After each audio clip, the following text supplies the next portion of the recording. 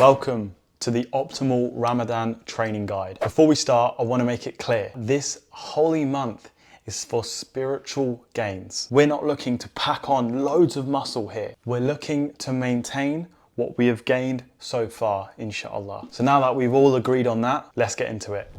First, we'll go over cardio before we, get into the meat and potatoes of the video, or maybe I should say dates and water. If you don't know how you're gonna run during Ramadan, the answer is don't. Just make sure you walk and get over 10k steps every day. You can run after Ramadan. You won't be eating any extra calories anyway, so there'll be nothing extra to burn off. The only time I would recommend running is if you love running and mentally you just feel really good from it. Personally, I already get that mentally good feeling, that endorphin rush from lifting weights anyway, so I don't need to go on a run to get that feeling. But if you're gonna run anyway, sounds obvious, but just make sure you're doing it before suhoor or after iftar, before you open your fast or after you open your fast. All right, no more cardio. Let's talk about what you came here for. How to train optimally during Ramadan. I'm gonna simplify it and break it down into 3 separate categories. We'll tick all of these off and that'll be it, okay? So we need to talk when, type, and recovery. When we're gonna train, what type of training are we doing,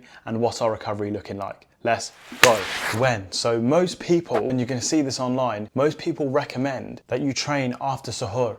Just right after as you finished eating and you're about to start your fast, most people recommend that you train within this time period because logically it makes sense. You pray, you eat, you maybe have a coffee, maybe you don't, whatever, you get some sustenance in you, you maybe have a little bit of water and you start your fast and that's it. So you think, oh yeah, I've had a bit of food, I've had a bit of water, I'm gonna now train. On a surface level, this does make sense, but it's not optimal. What's gonna happen during that training session is subconsciously or even consciously, you're not gonna push as hard as you want or as you can because you know for the next 8 to 12 hours, depending on where you live, you're not gonna be eating or drinking anything until the sun goes down. So in the back of your head while you're training, you're just not gonna be able to push it to your absolute limits because you just know if you give it all your gas, you're not gonna have nothing left for the rest of the day. Okay, so you might be thinking, oh, well, how about during sunset, I'll open my fast and then I'll go train. Also not optimal. This can work too. Again, logically it makes sense. You open your fast, but this is gonna take away from recovery time. You're gonna pray,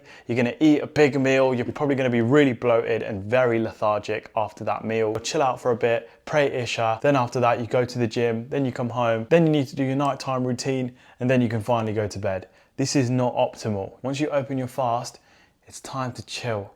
It's time to read the Quran, pray, chill out, go to bed nice and early because look, it's Ramadan. We're all getting up at 4:30 in the morning, maybe even earlier. The window sleep period is not very large if you're going to bed later than 9 p.m. So if you choose to go to the gym between those sleeping hours, it's not optimal. If you're trying to hold on to muscle, you need that sleep, you need that recovery. So the best time to train during this Ramadan is an hour or 40 minutes before you open your fast. All right, yes, I already know what you're thinking. Oh, but I've been fasting all day, like, am I gonna have the energy?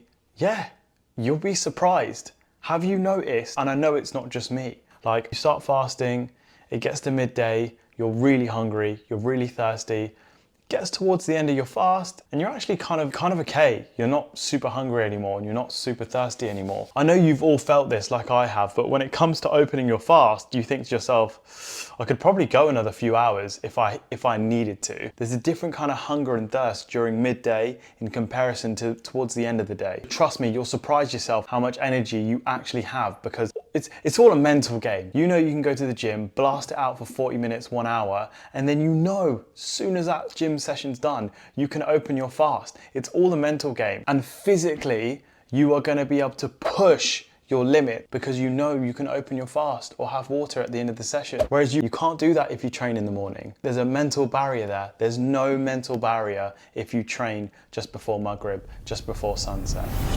Type. This Ramadan, we are looking for low repetition and heavy weights. As heavy as you can go. It's subjective, obviously. Endurance is not the aim of the game while you're fasting. You don't want to be wasting your energy on doing loads of reps, loads of bicep curls and loads of cable extensions. You don't need to be doing all that. Pick a relatively heavy weight, obviously do a couple warm-up sets, but just 8 to 10 max and just really squeeze it. And that's all you need. Remember, we're holding on to muscle. We're not trying to pack it on here. And the type of exercises we're gonna do are all dumbbell, machine, or cable related. I really wouldn't recommend that you do the compound gym bro movements, yeah? No squats, no deadlifts, and definitely no bench. Because if you've been fasting all day and you try to do a deadlift, you're probably gonna end up passing out, and that's not gonna be good for anyone. I know those 3 movements are the staple pieces for building strength and an aesthetic frame, but during this month, we just don't need to be doing those compound lifts. No hack squats,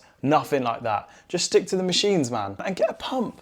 Yeah, just hit the cable fly for a little bit. Some bicep curls, some hamstring curls, some lat pull downs if you want. Do you know what I mean? Just stick to the machines, get a nice pump, low reps, high weight, and that is optimal. Recovery. Let's talk recovery. This is the most important part of your training during Ramadan. If you don't recover properly, you're not eating properly this month anyway, you're not training as you normally would either. So what makes you think you can skip out on optimal recovery? This is super important, guys. Make sure you are going to bed early. We're all getting up super early. Go to bed early. Make sure you guys are eating nutrient-dense foods during your suhoor and your iftar. Protein, make sure you're eating a lot of protein and a lot of fats. Your body's really gonna need it to hold on to the muscle during this month. And remember to take it easy. Don't stress. Your cortisol levels are a part of your recovery. They're a part of your testosterone. You wanna keep your testosterone high too this month. Chill. This is a beautiful time of year. Don't get worked up and worried about, oh, I'm gonna lose an inch on my bicep. Don't worry about it, man. If you do, you'll get it back. What you're gaining this month from a spiritual standpoint is something you don't want to miss out on by worrying about your tricep too much. Yeah, this is a month for the soul. You've got 11 months of the year to focus on your rear delts and your pectorals. Just this 1 month, take that time for your mind, take that time for your soul, and just chill out. Establish prayer, do it nice and slow. Read Quran, sleep easy, wake easy, talk easy, be super chill this month. Your cortisol levels are gonna drop. And when they do, your testosterone rises. So partaking in Ramadan as a whole package, you are elevating. And when Ramadan is over, not only have you kept your muscle, but mentally you're way more disciplined, and spiritually you're super sound. You're like a whole different human being. You just feel like an absolute machine. Soul elevated, mind elevated, body rearing and ready to go. This month is an absolute cheat code. So grateful for this month. I hope your Ramadan is going well. Peace be upon you guys. Assalamu alaikum. And don't forget to subscribe if you did enjoy this video. Leave a like rating, write a little comment, and I appreciate all you guys for watching. Subscribe. I'll see you next time.